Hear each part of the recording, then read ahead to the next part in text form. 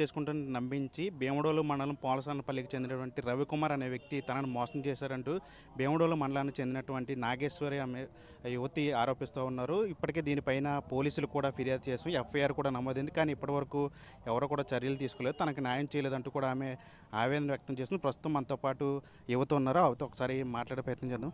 అమ్మ చెప్పండి, అంటే ఇప్పటి నుంచి మీ ఇద్దరికి పరిచయం ఏర్పడింది? 2023 నుంచి 24 వరకు ఒక సంవత్సరం వరకు కలిసే ఉన్నాం. తర్వాత నుంచి మేము రిలేషన్కి వెళ్ళిపోయి ఒక 2 ఇయర్స్ వరకు కూడా మేము ఇక్కడ పోన్సన్పల్లిలో నివాసం ఉన్నాం.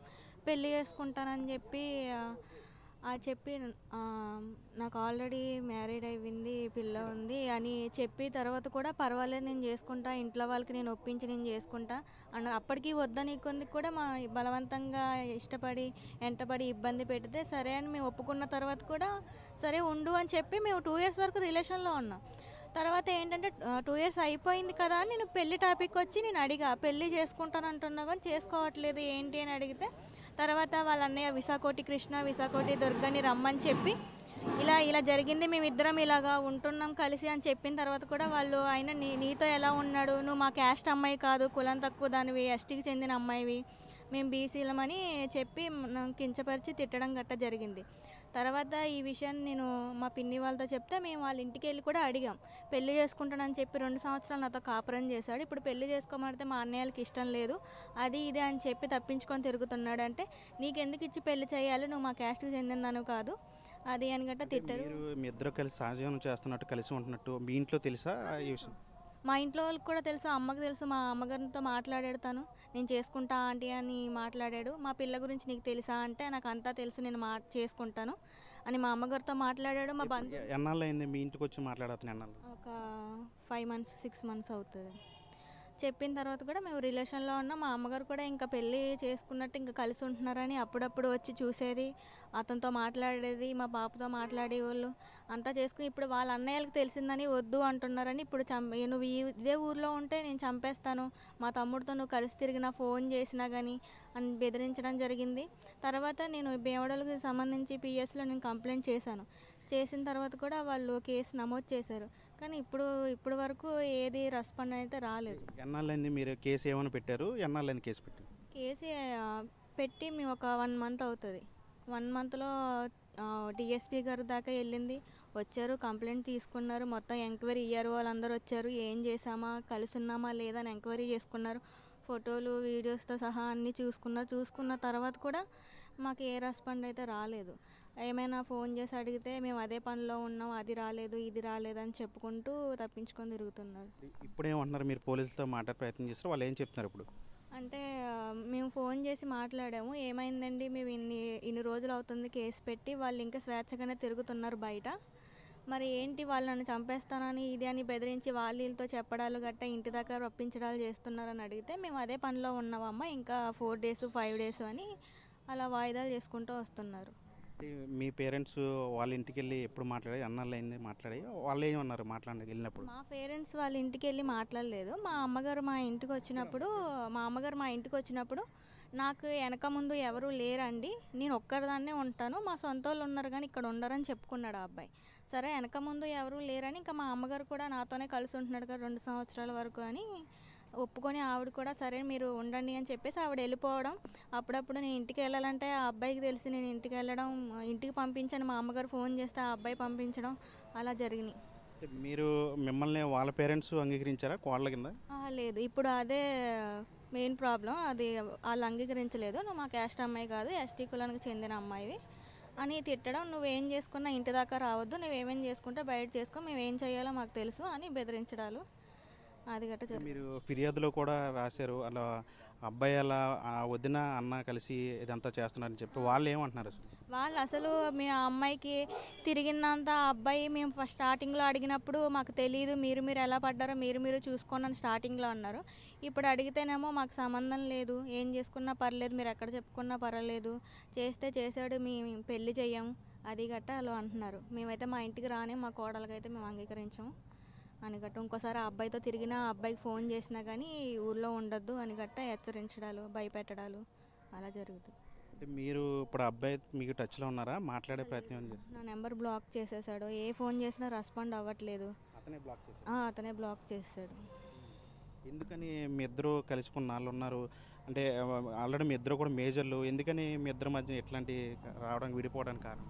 మేమైతే అన్నీ మాట్లాడుకున్న తర్వాతే మేము రిలేషన్లోకి వెళ్ళాం. అన్నీ తెలుసు, ఏంటి ఏ విషయం అనేది అన్నీ తెలుసు. రిలేషన్లోకి వెళ్ళాం, అంత కాంప్రమైజ్ అయిపోయిన తర్వాత ఇప్పుడు వాళ్ళ అన్నయ్యలు వద్దు అంటున్నారని ఆ అబ్బాయిని చంపేయడం, అని బెదిరించడం, అలాగా కొట్టి తిట్టడం, చేసుకుంటే ఇంటికి రావద్దు అలాంటివి చెప్పడంతో ఇప్పుడు ఆ అబ్బాయి నన్ను వద్దు, అసలు నేను లవ్ చేయలేదు, అది ఇదని తప్పించుకొని తిరుగుతున్నాడు. ఇప్పుడు ఇప్పుడు మీరేం కోరుకుంటున్నారు? పోలీసులు మీకు కేసును కూడా వాళ్ళు వాయిదా వేసుకుంటూ వెళ్తున్నారు, వాళ్ళు కూడా ముందుకు రావట్లేదు. ఓ పక్క అబ్బాయి వాళ్ళ కుటుంబ సభ్యులు కూడా మిమ్మల్ని రానివ్వట్లేదు. మీరేం చెప్తారు? ఓవరాల్గా ఏం కోరుకుంటున్నారు మీరు? ఓవరాల్గా అంటే ఇంకా అందరికీ తెలిసిపోయిన తర్వాత మనం కూడా బయటికి వెళ్ళి ఏం చేయలేం కాబట్టి నేను ఆ అబ్బాయి కావాలని ఇప్పటి వరకు పోరాడుతున్నా. నేను కూడా స్టేషన్లో కూడా అదే కంప్లైంట్ ఇచ్చా, ఆ అబ్బాయి నేను పెళ్లి చేసుకుంటాను, నాతో ఉండమని చెప్పండి, నాకు న్యాయం చేయమని నేను కోరుకున్నాను.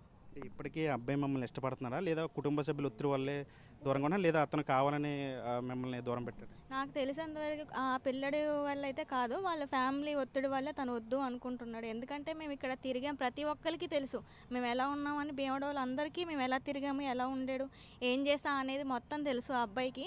నా వరకు వచ్చి అయితే ఆ అబ్బాయి వల్ల నేను ఎప్పుడు ఇబ్బంది అయితే పడలేదు. వాళ్ళ ఫ్యామిలీ తరపు నుంచే ఒత్తిడి వల్ల ఇప్పుడు ఆ అబ్బాయి వద్దు అని తప్పించుకొని తిరుగుతున్నాడు. అంటే మీరు ఆ అబ్బాయితో మాట్లాడడానికి అవకాశం లేదు. ఇప్పుడు మా ఛానల్ ద్వారా ఏం చెప్పాలనుకున్నారు? అబ్బాయికి ఏమైనా చెప్పాలనుకుంటున్నారు మీరు? ఏమైనా చెప్పాలనుకుంటే ఇష్టపడ్డాం, 2 years వరకు కలిసి ఉన్నాం. ఇప్పుడు ఒకరు ఇడిపోయి వేరే రిలేషన్కి వెళ్ళాలన్నా కానీ అవ్వదు, ఎవరు యాక్సెప్ట్ చేయరు. ఇప్పుడు ఏంటంటే ఇన్నాళ్ళు ఎలా ఉన్నాడో ఇప్పుడు కూడా అలానే పెళ్లి చేసుకొని ఎలాగ మాయ మాటలు చెప్పాడు కాబట్టి మేము పెళ్ళికి ముందు మేమైతే ఏ రెస్పాండ్ అవ్వలేదు. ఆ పిల్లడే కావాలని వచ్చాడు, బలవంతంగా తిరిగాడు, వద్దని కొందికి ఇబ్బంది పెట్టాడు, ఎక్కడికి వెళ్ళినా రావడాలు, ఫోన్లు ఎత్తకపోయినా వేరే ఫోన్తో ఫోన్లు చేయడాలు చేశాడు కాబట్టి ఇంకా తప్పదు కాబట్టి పెళ్లి చేసుకోవాలి. నేను పెళ్లి కోసమే మనం ఇంత తాపత్రయపడుతున్నా. నెల రోజులు అయింది మీరు కేసు పెట్టి, ఎఫ్ఐఆర్ కూడా నమోదైంది, కానీ ఇప్పటి వరకు ఎట్లాంటి చర్యలు తీసుకోలేదు. పోలీసులకి ఏం చెప్తారు? పోలీసులకి ఏం చెప్తానండి, ఇప్పుడు ఏటు పక్క న్యాయం ఉంటే అటుపక్క మాట్లాడాలి. ఇప్పుడు ఏ విషయం అనేది క్లారిటీగా తెలుసుకున్నారు, తెలుసుకోకపోతే ఎవరు ఏమీ చేయలేదు అనడానికి బాగుంటుంది. కానీ ఇంత తెలిసిన తర్వాత ఏం జరిగిందో ఏం జరగలేదో వాళ్ళకి తెలుసు. మొత్తం ఎంక్వైరీ చేశారు, ఎంక్వైరీ చేయకుండా ఈ కేసు పట్టించుకోవట్లేదు. చిన్న కేసు అయితే ఏదో అనుకోవచ్చు, కానీ ఇది ఒక అబ్బాయి మోసం చేసి వెళ్ళిపోయాడంటే అందరికీ తెలుస్తుంది కాబట్టి కొంచెం న్యాయం చేయమని నేను కోరుతున్నా పోలీసులకి. అంటే ఇప్పుడు విన్నారు కదా, ఇది ఆమె చెప్తున్న పరిస్థితి. ఈమెకు మద్దతుగా ఇప్పుడు దళిత సంఘాలకు సంబంధించిన నాయకులు కూడా ఆమె చేస్తున్న పోరాటానికి మద్దతుగా నిలబడ్డారు. ఆమెతో పాటు కూడా పోరాటం వాళ్ళు కూడా సిద్ధపడడం. ప్రస్తుతం మనతో పాటు కొంతమంది దళిత సంఘాల నాయకులు ఉన్నారు, వారితో కూడా మాట్లాడే ప్రయత్నం చేస్తారు. సార్ చెప్పండి, అంటే ఎప్పుడు వచ్చింది ఈ అమ్మాయి మీ దగ్గరికి, ఏమని చెప్పింది, మీరేం చెప్తున్నారు? జూలై నెలలోనే మాకు తెలవటం జరిగింది. ఎందుకంటే మాది భీమడోలే, నా పేరు రవికుమార్, నేను ఎస్సీ దళిత నాయకుడిని. ఎందుకంటే నాగేశ్వరి అనేటువంటి అమ్మాయి మాకు తెలుసు.